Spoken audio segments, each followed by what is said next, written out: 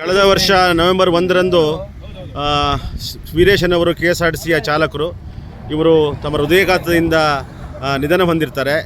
ಇವರ ಒಂದು ಸವಿನೆನಪಿಗಾಗಿ ಇಲ್ಲೊಂದು ಅವರ ಒಂದು ಫೋಟೋವನ್ನು ಹಾಕುವಂಥ ಕೆಲಸವನ್ನು ನಮ್ಮ ಶಿವಪ್ಪನಾಯಕ ಆಟೋ ನಿಲ್ದಾಣದವರು ಮಾಡಿದ್ದಾರೆ. ನಿಜಕ್ಕೂ ಅವರ ಈ ಒಂದು ಕಾಳಜಿಗೆ ಧನ್ಯವಾದಗಳು. ಸ್ನೇಹಿತರೆ, ಇವತ್ತು ಕರ್ನಾಟಕ ರಾಜ್ಯೋತ್ಸವ 70ನೇ ಕನ್ನಡ ರಾಜ್ಯೋತ್ಸವ ಸಾಗರದ ಗಣಪತಿ ಕೆರೆ ಎದುರುಗಡೆ ಅಂದರೆ ನಮ್ಮ ಇಂದಿರಾ ಗಾಂಧಿ ಮಹಿಳಾ ಕಾಲೇಜಿಗೆ ಹೋಗುವ ತಿರುಮಲಿರ್ತಕ್ಕಂಥ ಶಿವಪ್ಪನಾಯಕ ಆಟೋ ನಿಲ್ದಾಣದವರು ಭಾಳ ಅಪರೂಪವಾಗಿ ಕನ್ನಡದ ಬಹುಮುಖ್ಯ ವ್ಯಕ್ತಿಗಳ ಫೋಟೋವನ್ನು ಕುವೆಂಪು, ಅಬ್ದುಲ್ ಕಲಾಂ, ನಾಡಿ ಸೋಜಾ, ಡಾಕ್ಟರ್ ರಾಜ್ಕುಮಾರ್, ಶಂಕರ್ನಾಗ್, ವಿಷ್ಣುವರ್ಧನ್ ಸೇರಿದಂತೆ ಆಲೂರು ವೆಂಕಟರಾಯರು, ಹಾಗೆ ನಮ್ಮ ಕದಂಬ ಸಾಮ್ರಾಜ್ಯದ ಏನು ಗಂಡ ಬೇರುಂಡ ಇದೆ, ಆಮೇಲೆ ನಮ್ಮ ಕನ್ನಡಾಂಬೆಯ ಪಟವನ್ನು ಕೂಡ, ಆಮೇಲೆ ನಮ್ಮ ಎಲ್ಲ ಈ ಥರದ ಒಂದು ಅಪರೂಪದ ಗತ ವೈಭವವನ್ನು ನೆನಪಿಸುವಂಥ ಒಂದು ಅಪರೂಪವಾದಂಥ ಇಲ್ಲಿ ಒಂದು ವ್ಯವಸ್ಥೆ ಮಾಡಿದ್ದಾರೆ.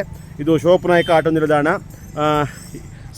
ಬಹುಶಃ ಕನ್ನಡ ಏನಾದರೂ ಉಳಿದಿದ್ರೆ ಈ ಥರದ ಆಟೋ ಚಾಲಕರು, ಕಾರ್ ಚಾಲಕರು, ಕೃಷಿ ಕೂಲಿ ಕಾರ್ಮಿಕರು ಇಂಥವ್ರ ನಡುವೆ ಮಾತ್ರ ಕನ್ನಡನ ಉಳಿಯುವುದು. ಬಾಯಿ ಮಾತಿಗೆ ವೇದಿಕೆಯಲ್ಲಿ ಕನ್ನಡದ ಬಗ್ಗೆ ಮಾತನಾಡುವವರೆಲ್ಲ ಯಾವ ರೀತಿಯಲ್ಲಿ ಅವರು ಕನ್ನಡ ಉಳಿಸ್ಲಿಕ್ಕೆ ಕೆಲಸ ಮಾಡ್ತಿದ್ದಾರೆ ಅನ್ನೋದು ಈಗಾಗಲೇ ಗೊತ್ತಾಗಿದೆ. ನಾನು ಈ ಒಂದು ಸಂಘದ ಪ್ರಮುಖರ ನಿಮ್ಮ ಹೆಸರೇನು ಸರ್?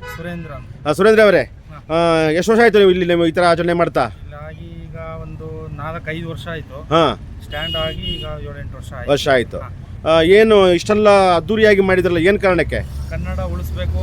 ಇತ್ತೀಚಿನ ಭಾಷೆಯಿಂದ ಕನ್ನಡ ಅಳಿಸಿ ಹೋಗ್ತಾ ಇದೆ. ಹಾಗಾಗಿ ಆ ಕನ್ನಡ ಉಳಿಸೋ ಇದರಿಂದ ಏನಾದ್ರೂ ಇದ್ರೆ ಅದು ಆಟೋ ಚಾಲಕರು, ಕಾರು ಚಾಲಕರು, ಬಸ್ ಚಾಲಕರು, ಈ ತರ ನಮ್ಮ ಈ ಕೆಳವರ್ಗದ ಏನು ಇದೀವಿ ಈ ಚಾಲಕರಿಗೆ ಅಷ್ಟೇ ನಾವು ಉಳಿಸುವಂತ ಪರಿಸ್ಥಿತಿ ಎದುರಾಗಿದೆ.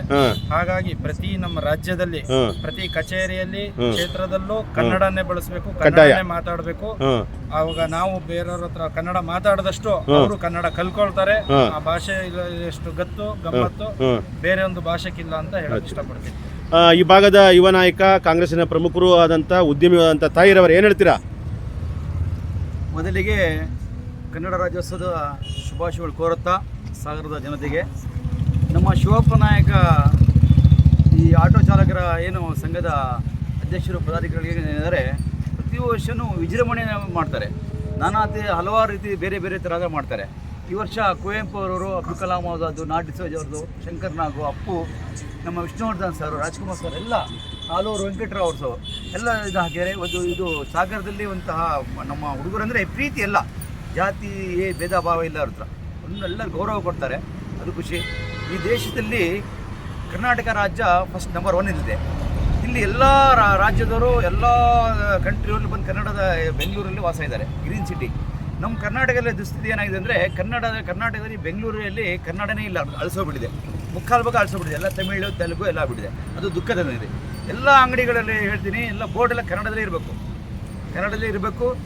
ಆಟೋ ಚಾಲಕರು ಮತ್ತು ಕಾರ್ ಚಾಲಕರು ಮಾಡುವಂಥ ಈ ಏನಿದೆ ಒಳ್ಳೆ ಕೆಲಸ ಏನಿದೆ, ಈ ಮಾದರಿಯನ್ನು ಪಾಲನೆ ಮಾಡಬೇಕು. ಅಂದರೆ ನಮ್ಮ ರಾಜ್ಯ ಸರ್ಕಾರ ತಕ್ಷಣ ಅಂದರೆ ಇದು ಬಾಯಿ ಮಾತಲ್ಲಿ ಹೇಳ್ಬಾರ್ದು, ತಕ್ಷಣ ಯಾರ್ಯಾರು ಇಂಗ್ಲೀಷ್ ಬೋರ್ಡ್ ಆದರೆ ತೆಗೆದಾಕ್ಬೇಕು.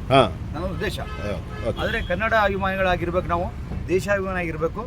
ನಾವು ಕನ್ನಡಕ್ಕೋಸ್ಕರ ಜೀವಕ್ಕೂ ಆದರೂ ನಾವು ಹಂಗೆ ತೋರಿಸಿ ಕನ್ನಡವನ್ನು ಉಳಿಸ್ಬೇಕು, ನಾವು ಇದು ಮಾಡಬೇಕು. ಮತ್ತೆ ನೀವೇನು ಹೇಳ್ತೀರಾ? ಅವ್ರು ಹೇಳ್ದಂಗೆ ಸರ್, ರಾಜ್ಯೋತ್ಸವ ಶುಭಾಶಯಗಳು.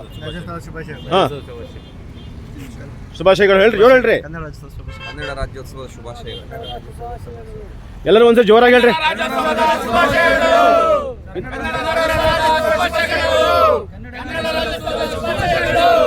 ನಮಸ್ಕಾರ, ನಾನು ಚಾರ್ವಕ ರಾಘವೇಂದ್ರ, ಪ್ರಧಾನ ಸಂಪಾದಕ, ಚಾರ್ವಕ ಸುದ್ದಿವಾಹಿನಿ. ನಮಸ್ತೆ.